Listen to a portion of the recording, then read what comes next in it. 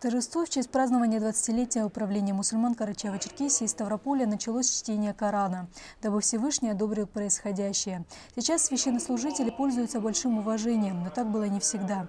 Несколько десятилетий в России властимущие пытались искоренить в сердцах людей веру во Всевышнего, рушили храмы и запрещали проповеди. Время атеизма как государственной идеологии закончилось лишь с приходом новых правителей. Духовность стала возрождаться в нашей стране, но появились новые проблемы. Резко обострилась ситуация в мусульманской умме в конце 80-х годов прошлого столетия. Желающих стать во главе муфтията стало слишком много. Начались погромы, провокации и открытое оскорбление официального духовенства. Для недопущения влияния экстремистов на мусульманские общины было принято решение о создании духовных центров. Председателем Координационного центра мусульман Северного Кавказа тогда был избран муфти Карачаево-Черкесии и Ставрополя Исмаил Бердиев. В то непростое время, когда страна была в глубоком кризисе, вспыхнула чеченская война, муфтиятам нужно было не допустить распространения религиозного экстремизма. Сейчас, по прошествию лет, анализируя происходящее, звучат слова благодарности людям, которые не испугались трудностей и остались верными истинным канонам ислама. Хочу от всей души сказать слова благодарности муфтиям республик, потому что мне за эти годы пришлось в каждой республике продолжительное время работать. И первая точка, инстанция, куда мы приходили за оказанием помощи, это были муфтияты. И всегда находили там поддержку, и теплое слово, и внимание, и хлеб-соль, и практическую помощь.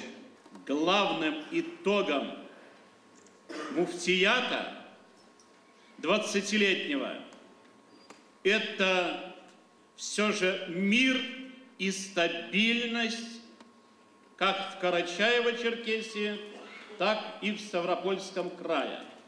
Да, не без иногда шероховатостей, но в целом, еще раз повторяю, мир и стабильность. Ислам – религия мира, которая учит жить в согласии и уважении к представителям других конфессий. Об этом не раз было сказано на торжестве. Но есть те, кто толкует ее иначе, оправдывая тем самым кровопролитие и убийство. В памяти людей живы воспоминания о Нордосте, Беслане и многочисленных терактах.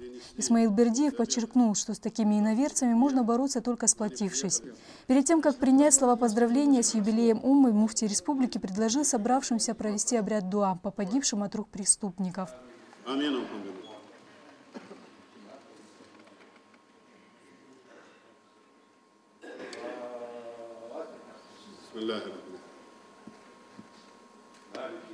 Вроде бы у нас не объявляли войны, нету, у нас тоже убивают. И вот последнее, то, что вы знаете, Исмаил Хаджи, возвращаясь из намаза, праздничного намаза, праздничный день, его застрелили.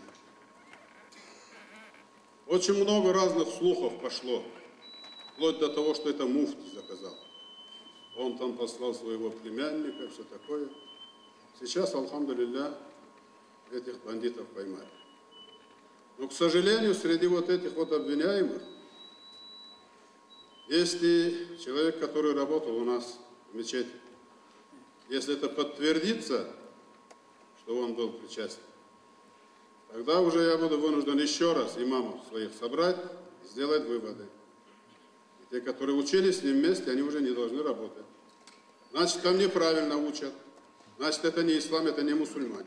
Еще 20 лет назад в нашей республике существовало лишь 16 мечетей, сейчас более 150. Это говорит о возрождении духовности в обществе. Но такое возрождение не было бы возможно без спонсоров и меценатов, которые безвозмездно помогали в строительстве храмов, оказывали материальную поддержку. Этот список велик. Исмаил Бердиев поблагодарил всех, кто не остался равнодушным. Слова благодарности в этот день звучали и в адрес Исмаила Хаджи от официальных лиц, представителей духовенства нашей страны и зарубежья. Гости пришли не с пустыми руками. Сабля с золотой отделкой от Рамзана Кадырова, часы от Дмитрия Медведева и многие другие подарки принял муфти республики. Сюрприз преподнес и президент Карачаево-Черкесии Борис Ибзеев. Так вот, от имени вашего имени я хотел бы передать вот эти вот ключи Исмаилу Хаджи. Можно? Подводя итоги, собравшиеся приняли резолюцию, в которой выразили свое одобрение созданием Северокавказского федерального округа, отметив, что такие шаги приведут к укреплению мира и стабильности в регионе. Мы в начале декабря еще предложили всем северокавказским муфтиям избрать одного главного муфтия Северного Кавказа и объединиться в одну единую структуру. То есть даже за 1,5 месяца раньше получилось, мы об этом сказали. Мы этому полностью поддерживаем. Сегодня проблемы Северного Кавказа не только какими-то мерами наведения порядка, нужно все учитывать. И мы надеемся, что новый полпред президента Лапонин, иншаллах, оправдает надежды и всех жителей Северного Кавказа, а также и мусульман нашей страны. Северный Кавказ – это регион, где тесно переплетены разные религии. Здесь веками бок о бок живут представители разных народов. И поэтому выстраивание правильных взаимоотношений, не ущемляющих ни одной стороны, особенно важны для нашего региона. Фатима Куршева, Мухаммед Кочев. Итоги недели.